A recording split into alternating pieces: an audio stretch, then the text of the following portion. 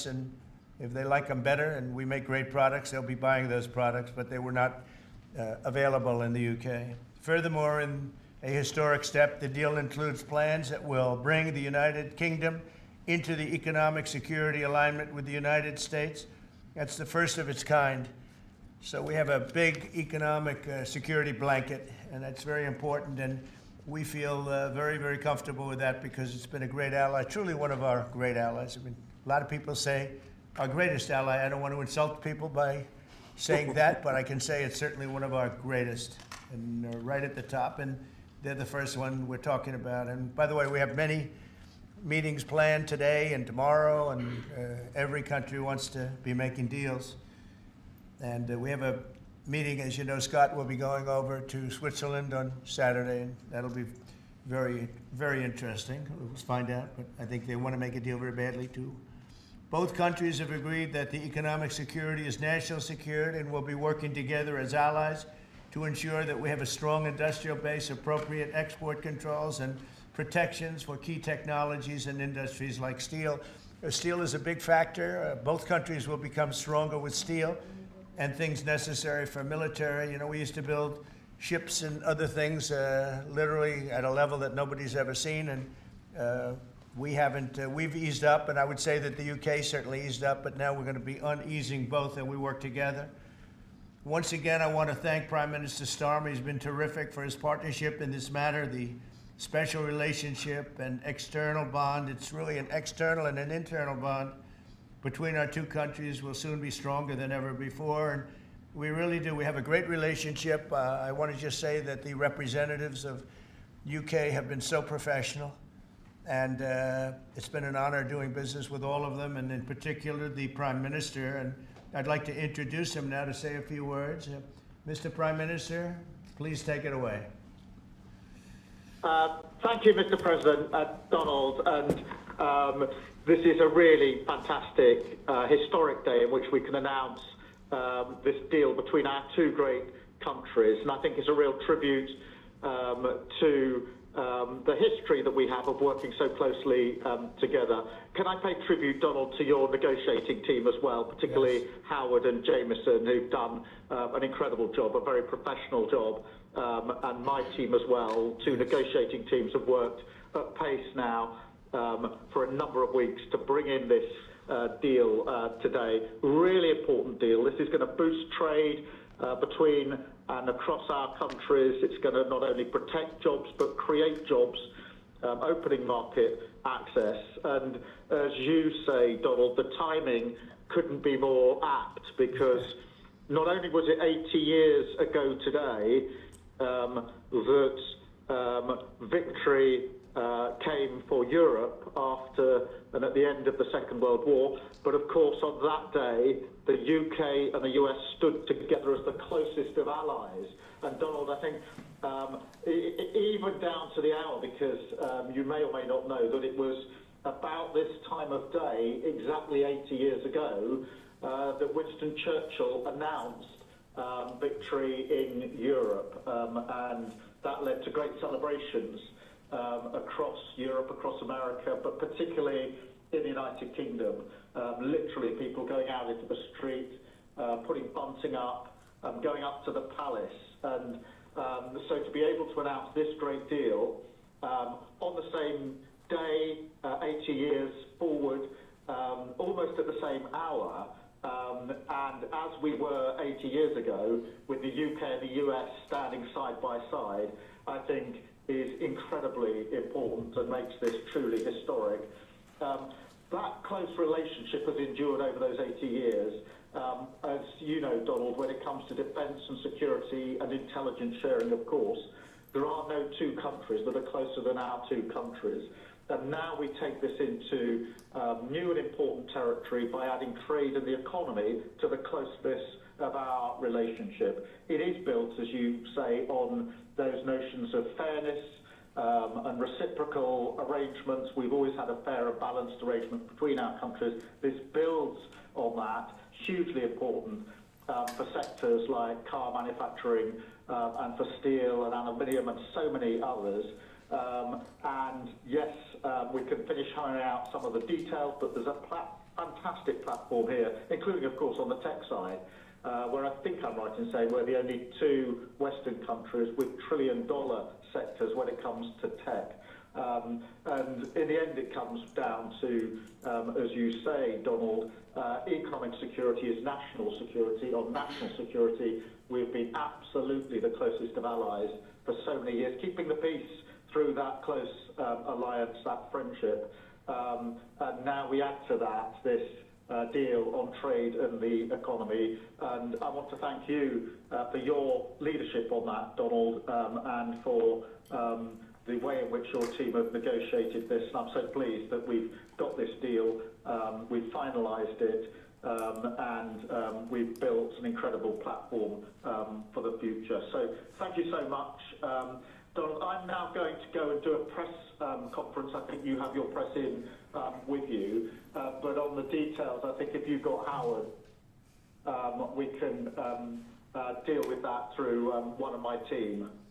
That's great. Well, Mr. Prime Minister, thank you very much. It's an honor. We're going to have a continued, maybe a better relationship than ever before. You know, I don't know if the media knows, but the U.S. and U.K. have been working for years to try and make a deal. And it never quite got there. Yeah. It did with this Prime Minister. So I want to just congratulate you. Well, with this President, this Prime Minister, we've managed to achieve what many people have tried to achieve for many years. That's right. And I'm really pleased, and it feels completely historic and on a special 80-year anniversary as well. So, Donald, thank you so much. It's really good to have got this deal over the line. Tribute to both teams, tribute to our countries, and tribute to your leadership. Thank you. Well, it really is a great thing. And you go do your press conference, and I'll see you soon. Maybe speak to you later. But thank you very much. And an incredible thing. I can't tell you that for so many years, even as I sat, everybody talked and talked and talked about a deal with. It just seemed like a natural deal, but it was not done. But now it was done with us. So I feel very proud to have been a part of it. Keir, thank you very much. Thanks, Donald, and we'll speak again soon. Very good. So long. Bye.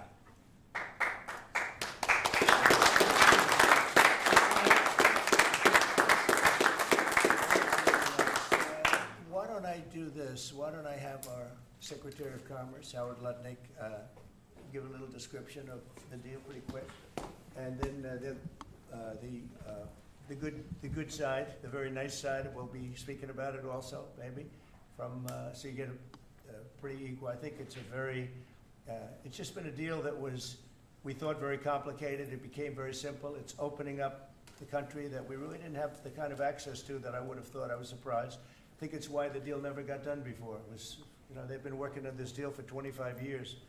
And we got it done, and we got it done.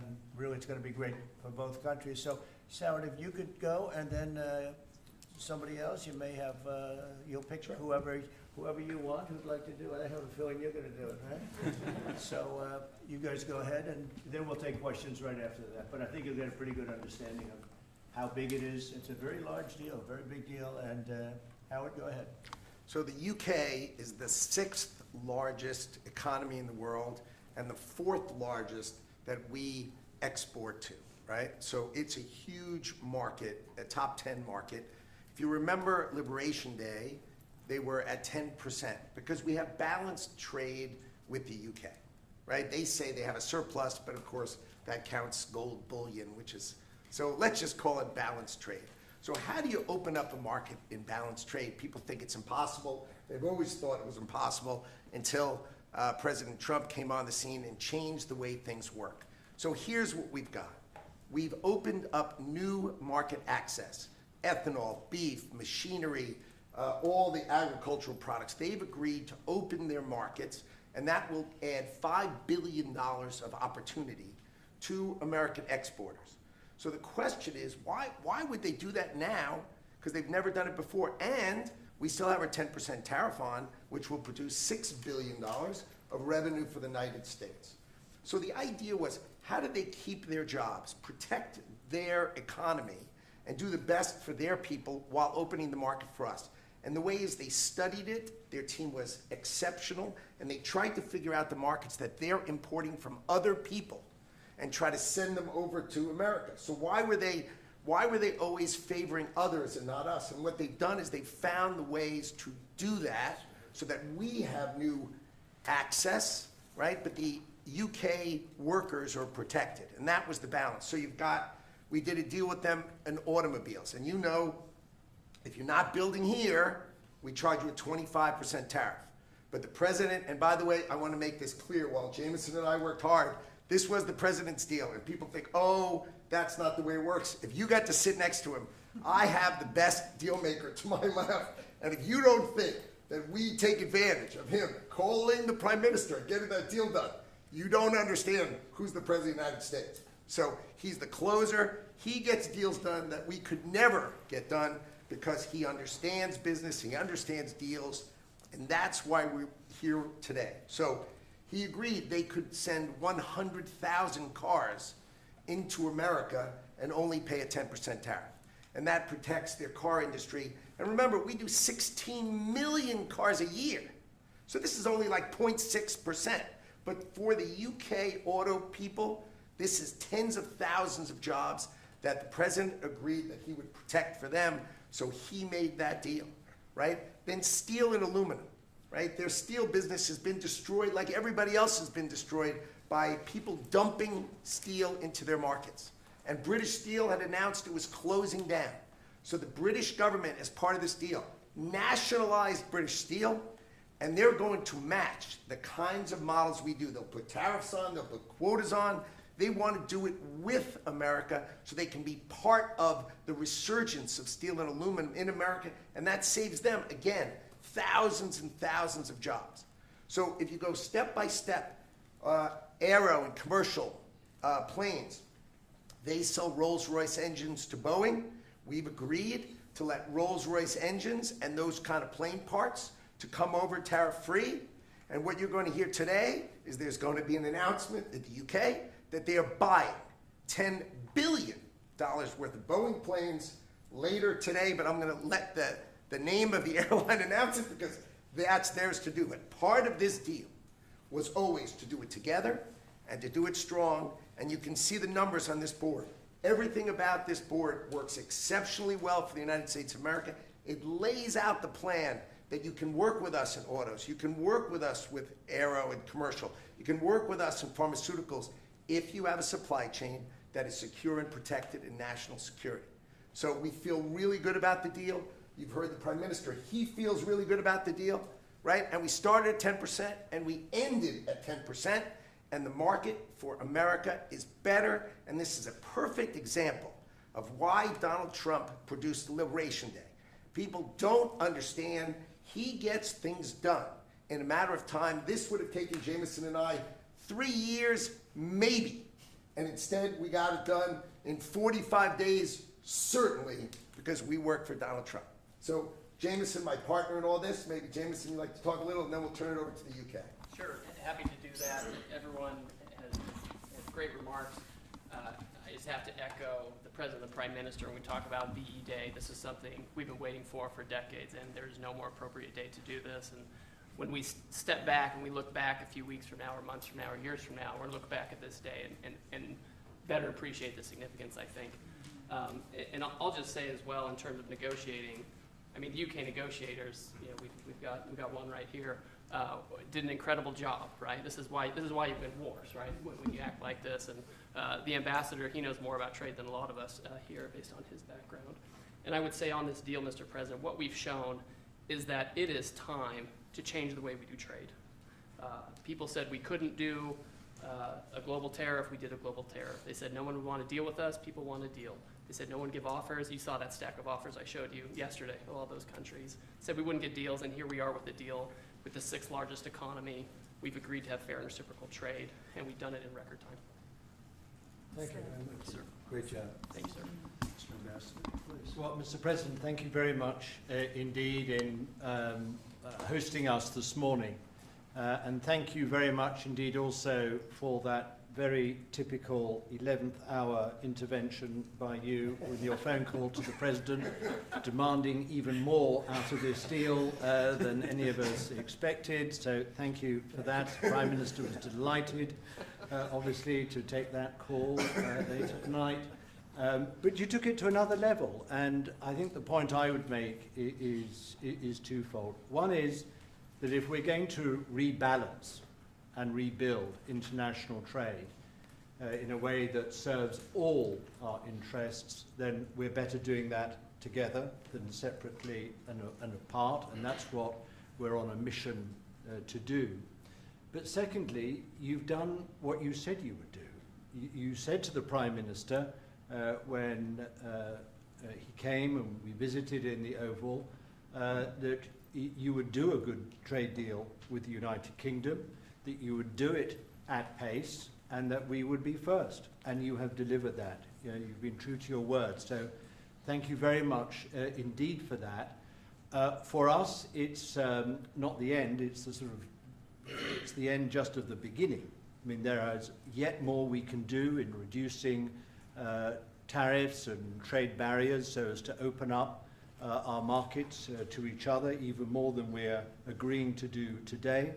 But it also provides us with the platform, the springboard, to do what I think will be even more valuable for both our countries in the future, and that's creating a technology partnership between the United States and the United Kingdom so that we can harness science and technology in order to create future industries and future jobs, and to do that together in the way we work so closely already in the national security and defense area. We can just take that to yet further areas of science, enterprise and endeavour. So we're looking forward to doing that in the coming months. You've launched us extremely well today. It just, in my view, as the Prime Minister has said, just shows what two countries who trust each other, who are confident in each other and are familiar with each other can do, not just for ourselves, but for those, the rest of the world, who need to benefit from a bigger and better international trading system. Thank you very much. That was beautifully stated. What a beautiful accent, too. I'd like to have that accent. Thank you. My mother would be proud. Thank you very much. Any questions? James Matthews from Sky News. Yes. Can I ask, why Britain and why now? And you've described this deal as a full and comprehensive deal, and yet we've just heard from Mr. Mandelson, it's the end of the beginning. Clearly, there's much more work still to do. With respect, are you overstating the reach and significance of this deal because you're a president who needs a result at a difficult time? I think that it's a great deal for both parties. It's for us. We're opened up. I didn't know how closed it was. Quite closed, the market, as you know, the UK, and it opens up a tremendous market for us, and it works out very well, and a lot of assets. You see the chart, and those are tremendous assets. But we've been trying, and when you say why us, meaning your country, we've been trying for years, and they've been trying for years to make a deal, including when I was in the, first term. It would always be people talking, but they weren't getting it done. But for 25 years before that, they were trying always to make a deal, a very significant deal. I actually, until I looked at the numbers, I didn't realize this is a very conclusive deal, but we think we can grow it even from that. But this is a maxed out deal, not like you said it. You said it really incorrectly. This is a maxed out deal that we're going to make bigger, and we make it bigger through growth.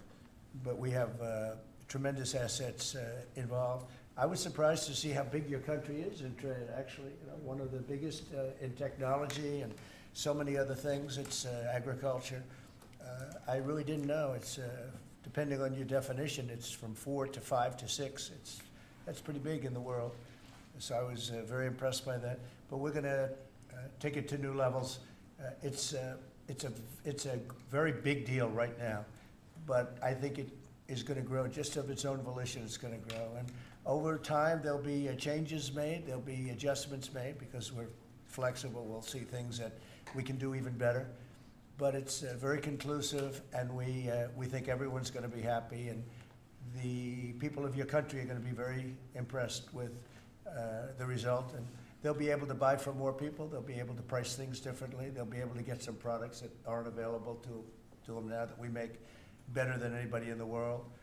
And it's just something that, it's a great thing that it came together. It's so nice because we have, many countries want to make a deal, and many countries are very unhappy that we happen to choose this one, to be honest with you. But it's a long time, our oldest ally, or just about. I guess a couple of people claim that too, but let's put it right at the top. I think it's going to be something very special for UK and special for the United States. Mr. President. Thank you, Mr. President. Reagan Reese with the Daily Caller. How close are you to more deals, and when do you expect the next to be announced? Well, very close. We have numerous deals. I know Howard's going back. As soon as this is finished, your press conference, he's got numerous. And Scott, who's right over here, who's fantastic, by the way. You were great on television this morning. I watched you. That was very good. You gave them a little lesson in the world and economics. But Scott's going to be going to Switzerland, meeting with China. And, you know, they very much want to make a deal. We can all play games. Who made the first call? Who didn't make the... It doesn't matter. It only matters what happens in that room. But I will tell you that China very much wants to make a deal. We'll see how that works out. Every country throughout the last 40, 50 years has literally ripped off the United States on trade, on military, on protection, on all the different things. And we are now making fair deals. And in this case, it's great because we really weren't very much involved. You have the European Union, which is, I think you made the right decision years ago. I don't know if you remember, I was opening up Turnberry the day that you were voting. And they asked me, would it happen or would it not happen? I said, no, I think they're going to go their own separate way. I think it's better for them. And they did. I think it's going to end up being a very smart decision. But a big part of that decision was always that you'd be able to make a deal with the United States. And they were unable to do that. But now they made it. And it's a tremendous, it's very important. That was always a big part of your decision on Brexit. And they were never able to make that deal. It was a tough one. And this one it's amazing with time. This one just went very smoothly, went quickly and smoothly, and a lot of common sense, as I like to say. There's tremendous common sense, but it's going to make your country much bigger in terms of trade, and it's going to make our country much bigger in terms of trade, too. Yes, sir. Thank you. Go ahead, behind you. Oh, yeah. Tom Bacon of the BBC. Thank you, Mr. President. You mentioned meat. You're with who? The BBC. Oh, good. Very nice. They treat me Thank you. beautifully. You mentioned meat and beef exports. The UK currently doesn't accept American beef because of its own food standards. Are you calling on the UK to accept all American beef and chicken products? Well, I think they'll take what they want. We have plenty of it. We have every type. We have every classification you could have. As you know, Bobby Kennedy is doing a tremendous job, and he's, I think, probably heading toward your system with no chemical, no this, no that. I think we're heading that way, it seems to be. And but we have that also. So we're a very big country. We have a lot of beef. We're a very big country, so it'll be great. Yes. Yes. You want me to jump? Yes. Let's talk about American beef really quickly, and it can't be understated. I'm Rick Rollins, by the way, how important this deal is and what this means to American farmers and ranchers. Specific to the beef, this is going to exponentially increase our beef exports. And to be very clear, American beef is the safest, the best quality, and the crown jewel of American agriculture for the world. So I think a really important part of this deal isn't just the ethanol reducing of tariffs from 19 to 0, which for our row croppers is a huge deal, but also for beef. And as we move forward, I know our incredible trade team is looking at all of the meats, all of the produce, really all of our agriculture exports. And I don't know if there's an industry that has been treated more unfairly and has suffered more than our agriculture industry. So we look forward to, I'll be in the UK on Monday, talking to my counterpart over there for next week, and look forward to moving that out across the country. The president is I think incredible we could say defender that of we have America. the best in the world, best tractors, the best everything in the world. And they say that our agriculture is, second to none, you understand. And it'll be a great asset. People are going to be able to have options, choice, and they'll have more of it. And that usually means lower prices. How about we'll do you and then you? A Go ahead. follow-up question for the Italian TV, Daniele Compatangelo, LA7, TV 2000, Primetime Media. So congratulations for the deal. We'll see a big revenues from the chart. But what's the rest of Europe? It's a victory day, but other European countries, it seems like they're losing the trade. We intend to make a deal with Europe. We have found that the European Union treated us extremely unfairly, very difficult, and hurt themselves in doing so. And they very much want to make a deal. We'll be dealing with them. We are dealing with them currently. So that'll cover pretty much the rest of it. But this was separate because of Brexit in particular. This was a separate deal. It always seems so natural. I mean, all the media would say that this seemed to be like, why did this happen 25 years? Why didn't it happen a long time ago? And it was always amazing to me. Somebody would say, hey, we got to make a deal. We have to make a deal. But this deal just fell into place. The Prime Minister did a fantastic job. His representatives are total professionals, and they got along well, and it just seemed to work. And I think one of the reasons it did is because we blew up the whole system. If we would have just been dealing with you separately or, country by country, we blew up the whole system. It was very fair to very unfair to the United States. And I think because of that, this worked out so nicely. And I'm honored that it was the first deal. Please. Sir, you mentioned... Well, why don't you go in the back, yes. Oh, thanks, sir. I'm with the London Times. I'd say this is a great day for James Bond because now Aston Martins will be available to American buyers. Will it be even better by extending it to film? You've talked about a big tariff on films, and we'd like to know if there'll be relief on British... Well, we're going to have a discussion on that separately. And as you know, we're putting tariffs on that particular film, he said, the movie makers. And we're going to be doing some tariffs to get them because a lot of them have left this country. They all live here, the money comes from here, everything comes from here, but they make them in other countries. So we're going to do something to bring them back, maybe to a large extent. But James Bond has nothing to worry about that, I can tell you. James Bond. And Sean Connery was a friend of mine. Sean Connery was responsible for my getting zoning in Aberdeen. He said, let the bloody bloke build his golf courses. And, I was like 4 years into the process, and it was impossible in Aberdeen. And he just stood up one day and he said that. As soon as he said that, I got the approvals in about 2 minutes. So he was a great guy, Sean Connery, and Can you share if great you're going character. back there later in the year? Are you going to Scotland and to the... Yeah, I will be, sure. It's great. We have a lot of investment over there. We have Turnberry, Aberdeen. We have, as you know, in Doonbeg in Ireland, right on the ocean. They're all in the ocean. I only have interest if they're on the ocean. And we have good investments over there. It's been beautiful. Yes? Mr. President, if the talks go well this weekend between Secretary Bessent and Ambassador Greer with their Chinese counterparts, not preemptively, but if the talks go well, would you then consider lowering the tariff rate on China? Well, it could be. I mean, we're going to see. Right now, you can't get any higher. It's at 145, so we know it's coming down. I think we're going to have a very good relationship. I always got along very well with President Xi. That relationship was greatly disturbed by COVID when COVID came in, but we get along very well now. I mean, the relationship was hurt with a lot of people, a lot of countries when COVID came in. But I think we're going to have a very good relationship. I expect to have a very good relationship with China, Scott. I think it's a very friendly meeting. They look forward to doing it in an elegant way. China, as you know, has a tremendous trade surplus with us, and we just can't have that. And but I think it's going to be very good for both countries. I would like to see China opened. One of the big things here is, and nobody would know this, but the UK was largely closed. It was very much closed to trade, and now it's opened. And a lot of the financial reporters are very happy about that because so much. I listened to them. Oh, I hope they get countries opened up, and then you compete on a fair basis. But you can't compete when you're not allowed to go there. China would be the #1 example of that. It's very closed. We almost had it last time before COVID, and that didn't work out.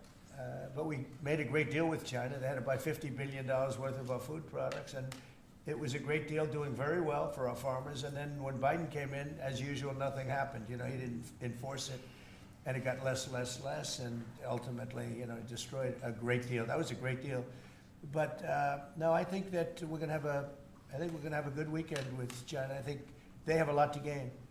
I do think they have far more to gain than we do in a sense, but we're gonna have a good, I think we're gonna have a very good Will weekend. you speak to Xi after the weekend talks? I might, yeah, sure, depending on what Scott says. We Scott is doing certain countries, and Howard's doing certain countries. I mean, I wish I had like 10 more of each, then we could do them all at one time. But there will be a time, we'll do a number of them, and then there'll be a time, I think I can say this, Scott and Howard, where we're just gonna say, because we understand the countries, we understand what they want, where we're just going to make the deal. In other words, we don't need the country involvement because we've already had it. And we'll say this particular country, which had big surpluses, let's say, we had therefore deficits, that this particular country is going to pay a 25% tariff or a 30% or a 50% or 10% or whatever it may be. This was, I think we should explain it now, Howard. One of the things we did here that we'll rarely do is on cars, we took it from 25 to 10 on Rolls-Royce because Rolls-Royce is not going to be built here. I wouldn't even ask them to do that. You know, it's a very special car, and it's a very limited number too. It's not, you know, one of the monster car companies that makes millions of cars. They make a very small number of cars that are super luxury, and that includes Bentley and Jaguar. So we have some very special cars. So in order to help that industry, and that's really, you know, handmade stuff, and they've been doing it for a long time in the same location. And I said, yeah, that would be good. Let's help them out with that one. But that's different than a car company that comes out and makes millions of cars, which they'll be doing in our country. They're going to build, we have many factories, car plants being built or going to be built very soon. I think we can say that we'll be close to $10 trillion of investment. I think we're actually at that number now if you add up some of the ones we haven't heard about yet. I mean, we have some going up right now. They have plants going up, and they haven't even spoken to us. They're doing it because of the tariffs. And tariffs have always been used against us, and I never understood. I used to sit back. As you know, China paid hundreds of billions of dollars in tariff when I was president. But until then, China never paid anything. And, you know, they really did a big number on us from the standpoint of trade. But we are using tariffs now for our benefit. And we have now close to $10 trillion. Think of that, 10 trillion. If you look at the past administration, and we're talking about over, you know, essentially 2 months, because we could say 3, but it took a little while to get the office in perfect shape, right? It took a little while to get things done. But once we started, when you think of that, close to $10 trillion of investment, you've had years where the United States wouldn't do that wouldn't do 1 trillion in a year, wouldn't do anywhere near 1 trillion. We did 10 trillion in 2 months. So it's amazing what's happening. We're getting calls from, and that has to do with chips, has to do with cars. We used to make chips. We had Intel, and we used to make chips. We had a monopoly on chips. Everything was made here. And now, over a period of years, because of presidents that didn't know what they were doing, they allowed that business to be stolen from us. Most of it moved to Taiwan. And you probably were in the same position, right? Because you had a lot of the chip-making capacity, but they moved it in. And if we would have said, that's fine, if you want to move it to Taiwan, that's good, but if you want to sell back into the United States, we're going to put a 50% or 100% tariff on, they would have never left. But we had people sitting here that didn't understand that, and it's too bad. But now they're coming back, because I'm saying it about 40 years too late, but they're coming back. As you know, we have the biggest chip makers in the world spending, in one case, $300 billion, in one case, $500 billion. Same as Apple, and in another case, $200 billion, and we're going to have a large share, very, very substantial share of the chip-making market. You said that this weekend is going to be a friendly visit, but do you expect that it will just be a formality to break the ice, or are they going to get into substantive negotiations? I believe so, yes. I believe it's substantive, yes. I think people like to say, yes, we're having a meeting to meet. Well, we're meeting, so what are we going to do, talk about meeting again? I think it's going to be substantive. I think we can say that, right, Scott? Very substantive. Now, China wants to do something. And look, they have to at this point. You know, essentially, they made $1 trillion a year, and now they have absolutely, you know, no business because of the tariffs. They have no business. And they want to have business, and we want them to have business. We want them to do well. We want them to do very well. So I think it's going to be very substantive.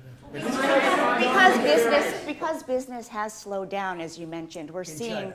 but we're seeing as a result, the ports here in the U.S., the traffic has really slowed, and now thousands of dock workers and truck drivers are worried about their jobs. Yeah, no, that means we lose less money, you know? When I see that, that means we lose less money. Look, China was making over $1 trillion, 1.1 trillion in my opinion. You know, different numbers from 500 billion to $1 trillion or $1 trillion. I think it was 1.1 trillion.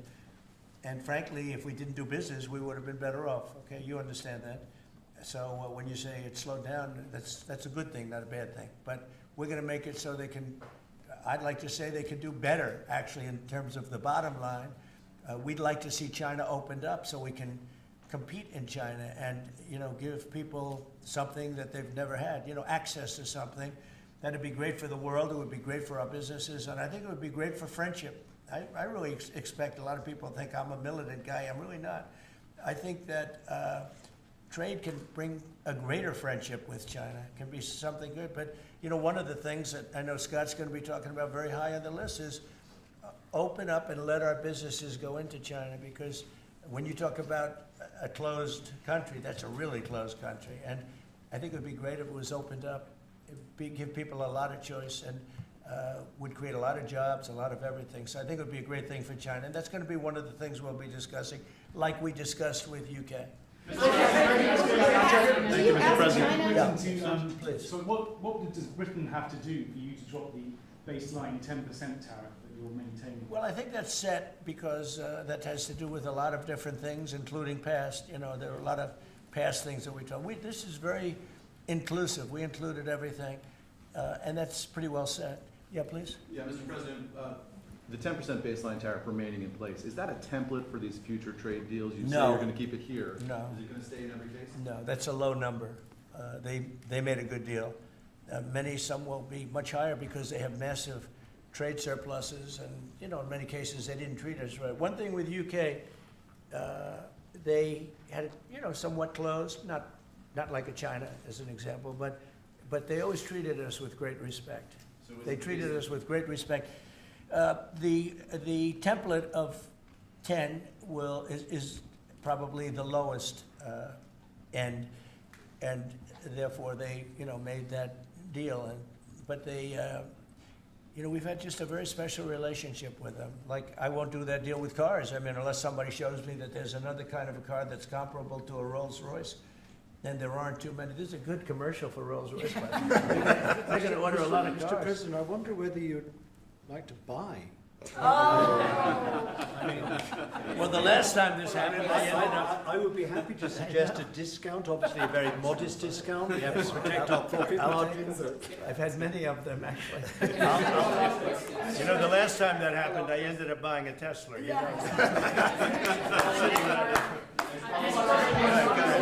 Mr. President. Mary Margaret Olahan with Daily Wire. I had a question about the UK deal today. I heard there was talk that part of the agreement would depend on whether the UK would respect free speech and freedom of religion. I know the VP is really interested in that, talked about that earlier this year. Was there any assurances that you guys got on that front? You want to handle that? Yeah, that was not part of the conversation. Our conversation was an economic conversation from start to finish, closed by the president yesterday. This was a business deal, open their markets, and also protect their workers, grow our markets, and help our workers. This was about business religion. You know, business is sort of a semi-religion, but not nearly as important. I don't want to get myself Your new nominee, Surgeon General. Mr. President, will you be asking China to help you close, you know, the gap between Ukraine and Russia? I think so, yeah. I think it's a natural thing to ask. What do you expect? Sure. I don't know. I think we're making good progress. Fighting is a little bit different than it was. I think if we weren't involved, Russia would be, you know, going at it to maybe get the whole thing. And without our involvement, they'd be able to get it, because we supplied a lot of different things, foolishly. But we've been sort of paid back by doing the rare earth deal that I talked about before. I think that, I think that we will be very much involved in trying to get that bloodbath. It's a bloodbath. It's a horrible situation. 5,000, it's really more than that. But it's 5,000 soldiers on average a week, mostly soldiers, are being killed. Young, beautiful people. I mean, they're being killed. I see the satellite pictures coming back, body parts lying all over fields, heads and arms. It's so terrible. I've never seen anything like it, actually. And if we can get that stopped, that will be a great accomplishment. And we're trying very hard, and I think we're close. And Mr. Witkoff is talking constantly back and forth. He's a real professional. He's got a great relationship with both countries. And I think we have a good chance. And likewise, we're trying to work on Iran to get that solved without having to get into any bombing, as we say, big bombing. I don't want to do that. I want them to work a deal. I want them to be very successful. Your new nominee. Thank you, Mr. President. Edward Lawrence from Fox Business. Yes. On the non-market barriers, how did you get the UK to bend, and what was the 11th hour deal or ask? I think it was really just a part of the overall. I mean, they have so many things that are so good for them. It's going to be so good for the country, and that was sort of easy. It wasn't. We had non-market. I call it non-market or non-monetary trade barriers, and we had quite a few of them. Not nearly as bad as some countries. Some countries have, they have virtually no tariff, but the rest of it is so brutal you can't do business with them, right? So it's a very important question, actually. No, I think the overall deal just worked out very well from their standpoint. They were willing to give that in order to get other things, and you might want to speak to that, Mr. Ambassador. Look, the point about the deal is that we will continue reducing tariffs and non-tariff barriers. This is a continuing picture. It's a movie. It's not a still picture here. It's a movie. Yeah. It continues. And we're both committed to freeing up trade between our countries. We're both committed to freeing up investment between our countries. And the point about this deal is that it provides a very good template and a very good launch pad for what we can continue to do and build on in the future. And that's what we're both determined to do. Many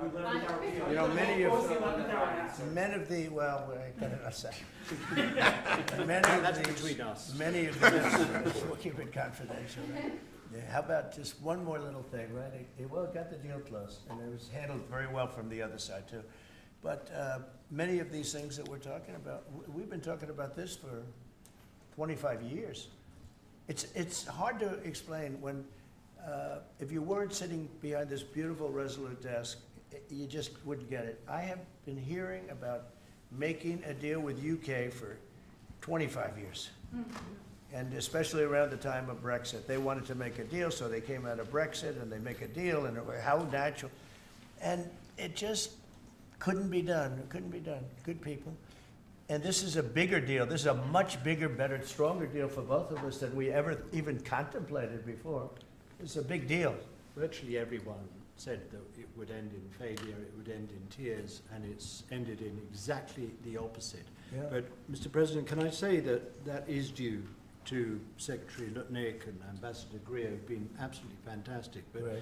Yesterday I received a call, a very diplomatic call that just edged things over the line, and that was from your new ambassador in the United Kingdom. Who is terrific. Right? Warren Stevens, he's here. Where is Warren? Right here. Hello, Warren. He's flying to London tomorrow night. He's going to be very popular with the British people. He's going to be a very successful ambassador. Under nominee.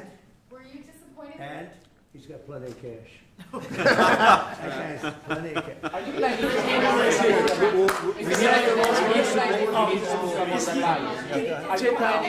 planning to meet Ursula von der Leyen? Yeah, the federal. Go ahead, fast. Yes, are you planning to meet Ursula von der Leyen, the president of the European Council, anytime soon? Oh, she's so fantastic, right? She's so fantastic. I hope we're going to meet. Yeah, the answer is yes.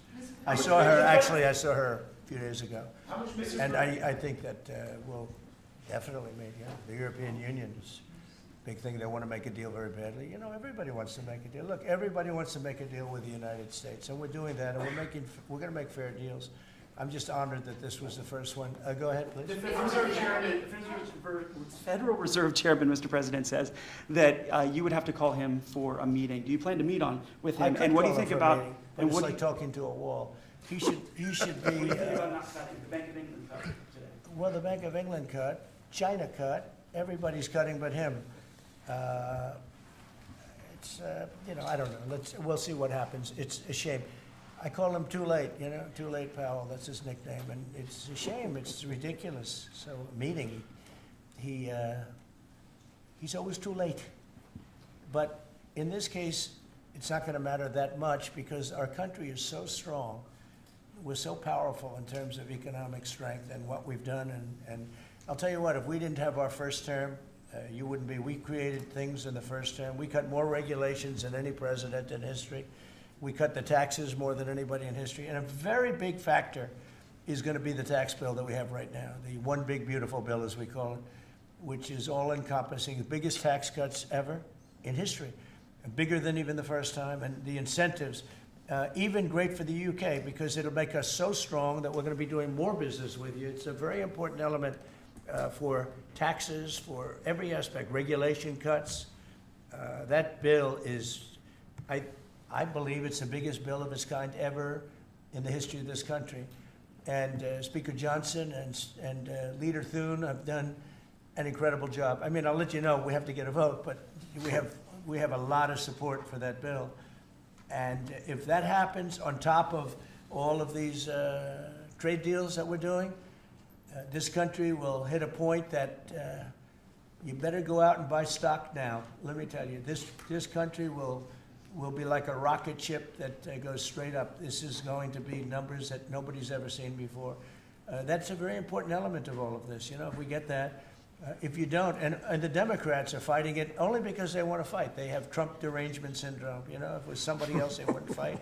If you had a normal person, if you had some stiff sitting behind you, they'd be fine. But they have Trump derangement syndrome. Senator Schumer's become a Palestinian. Welcome. I don't know when they're going to give him the ceremony, whatever the ceremony may be. It's terrible what's happened to the Democrats. So.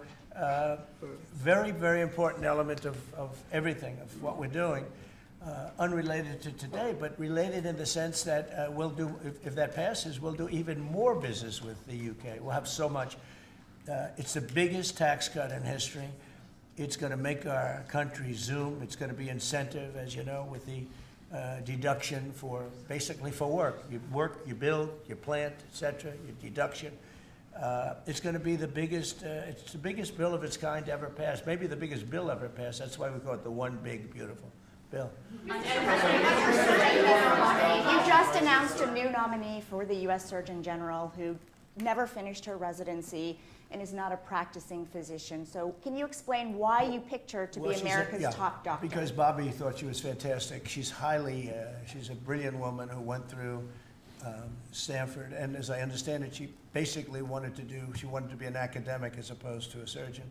I think she graduated first in her class at Stanford, and Bobby really thought she was great. I don't know her. I listened to the recommendation of Bobby. I met her yesterday and once before. She's a very outstanding person, a great academic, actually. So I think she'll be great. Mr. President, your nominee for U.S. Attorney of D.C., do you have a backup plan if this Senate? Oh, I do, yeah, but he's a terrific person, and he wasn't getting the support from people that I thought. He's done a very good job. Crime is down 25% in D.C. During his period of time. I'm very disappointed in that, but I have so many different things that I'm doing now with the trade. I'm one person. I can only make, boom, I can only lift that little phone so many times in a day. But we have somebody else that will be great. I just want to say Ed is unbelievable, and hopefully we can bring him into, whether it's DOJ or whatever, in some capacity, because really outstanding. To me, it was disappointing, I'll be honest. I have to be straight. I was disappointed. A lot of people were disappointed, but that's the way it works sometimes, that's the way it works. And he wasn't rejected, but we felt it would be hard. And we have somebody else that we'll be announcing over the next 2 days who's going to be great.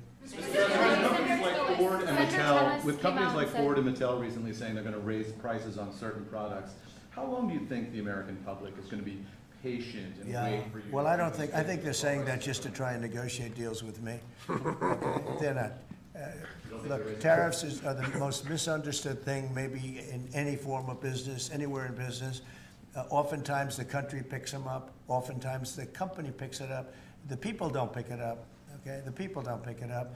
And if Ford did that, they wouldn't sell any cars. And if Mattel, I don't know, I'm not so sure, they also said, they're the only country I've heard, they said, well, we're going to go counter. We're going to try going someplace else. That's okay. Let him go, and we'll put 100% tariff on his toys, and he won't sell one toy in the United States, and that's their biggest market. I heard that. I mean, I watched this guy talking about how I'm going to go counter. I said, well, I wouldn't want to have him as an executive too long. The Ford people I know very well, what they're doing is negotiating with us by saying that, but we don't think that's going to happen. Look, I put out a truth today, and it said that gas is down, gasoline is down, energy is down, groceries are down, eggs are down. I mean, eggs, thank you very much, but eggs are down. When I came in the first week, you guys hit me with eggs. I said, what the hell happened with eggs? Eggs were up like 170% and going up, and they said don't order any for Easter. And we were thinking about ordering plastic eggs like everybody was doing. And Brooke did a fantastic job, agriculture. Brooke did a fantastic job, and we had hundreds of thousands of eggs out here on the lawn just 2 weeks ago at Easter. But you take a look at the cost. Energy's down.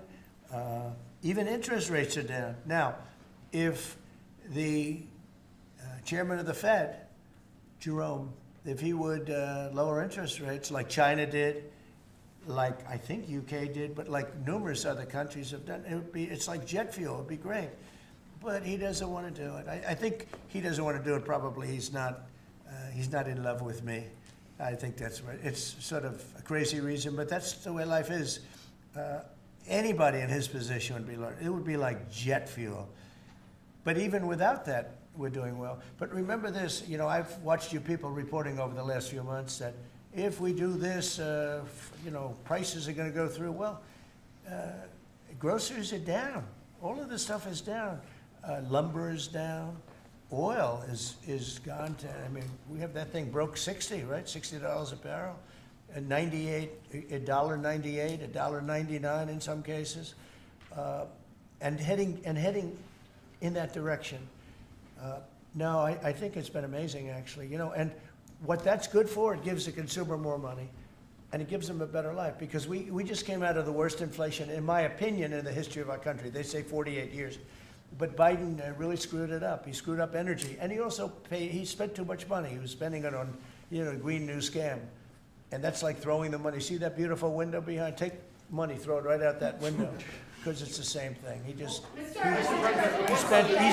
spent $10 trillion. He wasted it.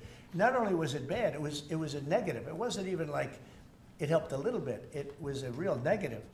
And then on top of it, they let 21 million people into our country without any identification, anything, just let them in. It's very, very sad. Well, we'll do one or two more. On $1.99 gas, $1.99 gas. Violence in India and Pakistan. Go ahead. Who are you with? I'm with the Daily Telegraph.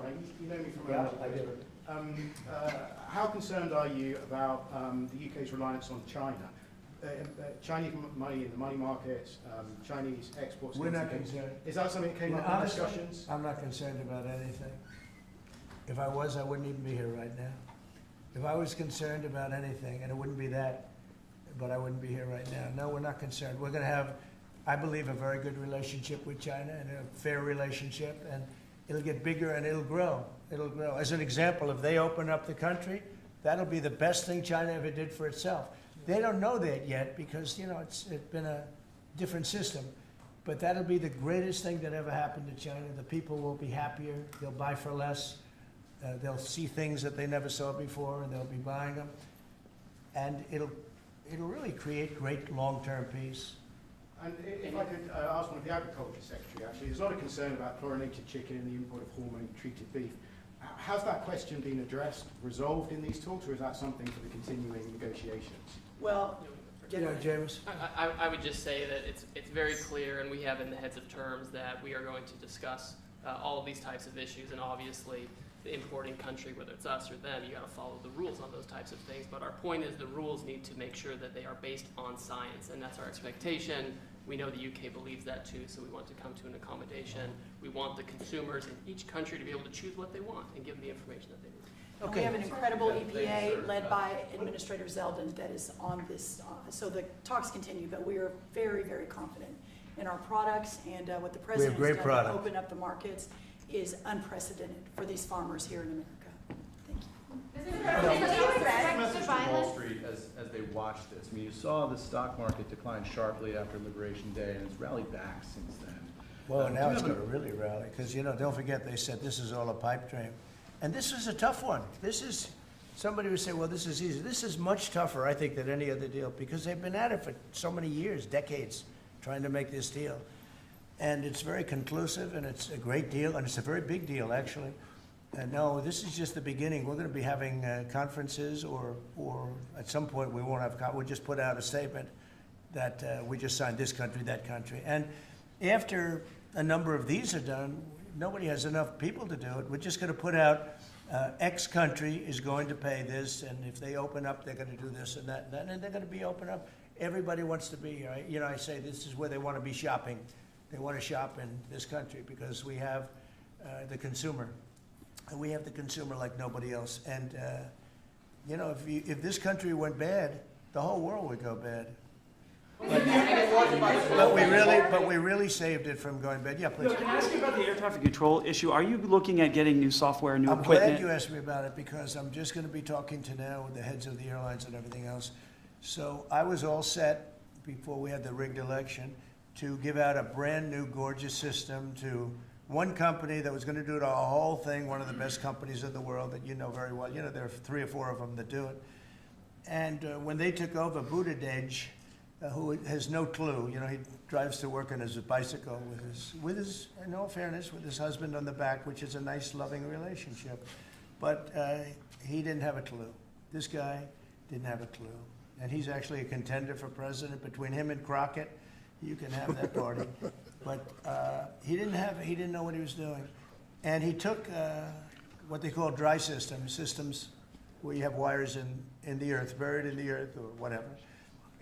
And then you have the open air systems where you have satellites, and you can't mesh them. Anybody would know that if you went through about 2 months of study in school, if you studied that kind of thing. And he did. They spent tens of billions of dollars trying to take old, broken equipment and merging it into existing new equipment with brand new equipment. It's one of the greatest. They spent like $40 billion. And what they did is they made it worse because it doesn't work together. You can't make it work together. If you have a satellite system, you need satellite. If you don't, they had all these different technologies, some of them 50 years old, and they're trying to mesh them in. And they end up spending twice the money they should have. You could have bought a whole new system. So we have a very good guy who you all know, Sean Duffy, is head of transportation, and I've given him a 10-minute lesson in buying, and he's become really good. And we are now in the market to buy a gorgeous, brand-new system. The helicopter that crashed into the plane at 400 feet, it shouldn't have been. What would have happened is all sorts of bells and sirens would have been going off 3 minutes before that accident happened, if you had the right equipment, but they did. And the new equipment is unbelievable what it does. You can have, you don't even, well, I was going to say something, but you always, in my opinion, you always need pilots. I want pilots. But you wouldn't even have to have pilots. This system is so incredible what they can do. But we have a system that's obsolete. And what they did is the worst. They tried to combine the really old, broken stuff with the new stuff. And you can't combine it, and anybody should have known. So Biden, do you think Biden figured this out? I don't think so, fellas. Do you think he has any clue? He doesn't know what the hell's happening. So here's the story. We're going to be buying a brand new, it's going out to bid very soon, brand new state-of-the-art system that will cover the entire world. I'll give you an example. When my pilot, now I have military pilots, but prior to that I have very good pilots, great pilots. They would land, and I won't tell you which country, but they would use the system of another country. They wouldn't even use the system of the United States. So if I'm landing in New York or Florida or Tennessee, they're using a system from another country. I said, why is that? And they were, you know, they're not into business, but they're just saying, our system doesn't work, sir. And I said, boy, that's pretty sad. But we were all set to give it out to, look, you have a Raytheon and you have different companies like that, numerous companies. And you have companies that would do it, like an IBM, as an example. And you give out one deal, one contract. They gave out hundreds of contractors. They had diggers. They had non-diggers. They had people that focused on satellites. They had hundreds of different contracts. One contract where one guy is controlling everything. If you need a trench, then they dig a trench. But if you don't dig the trench, they don't blame you. What happens is you don't dig it, then they say, we want a cost overrun. Now, we have it all set, and we're going to be doing it. We would have done it, except that the election took a little strange turn. But the second one didn't. That was too big to rig. Thank you very much, everybody. Thank you, Mr. Thank you.